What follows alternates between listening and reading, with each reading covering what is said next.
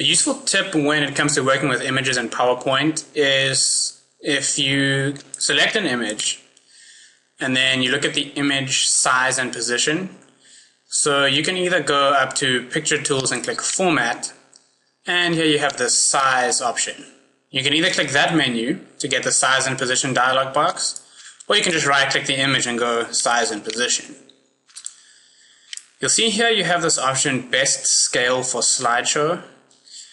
Now, PowerPoint is supposed to recognize the resolution of the screen that it's working on and put all of the images and text, etc., to the same resolution. The idea being that it will then appear in the same way on any different computer. However, it unfortunately can sometimes do a pretty terrible job of this.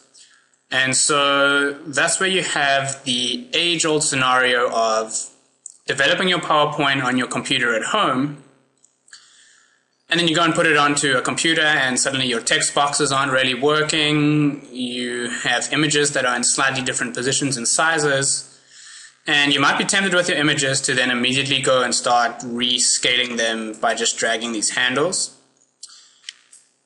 Unfortunately, there's not much you can do about the text and objects that you draw in PowerPoint. Those you simply need to just change the size of.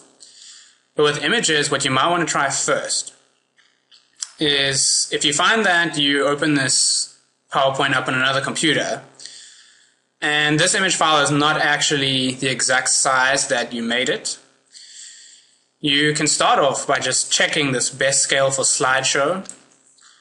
And what we're doing here, when it's grayed out like this, which is how any image is going to be when you first bring it into PowerPoint, PowerPoint is just going to decide for itself. It's going to try and work out what the resolution of the screen of the relevant computer is and do it itself. If it doesn't get this right, you can actually specifically tell PowerPoint what resolution you want this picture to be at. So at 640 by 480, your image is going to look a lot bigger, and it gets smaller and smaller as you go through.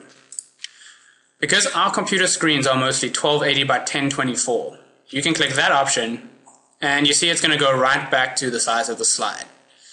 So that tells me that this image was actually meant for 1280 by 1024. And if you saw the previous videos, we actually opened this up in GIMP and made sure that it was exactly this size. So if you happen to be working on a computer screen, for example, that might be 1024 by 768, then you might find that your images come in at a kind of different size to what they're supposed to be.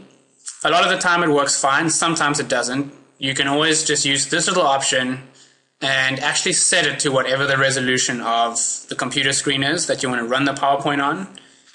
And for your images, that's actually going to help quite a lot.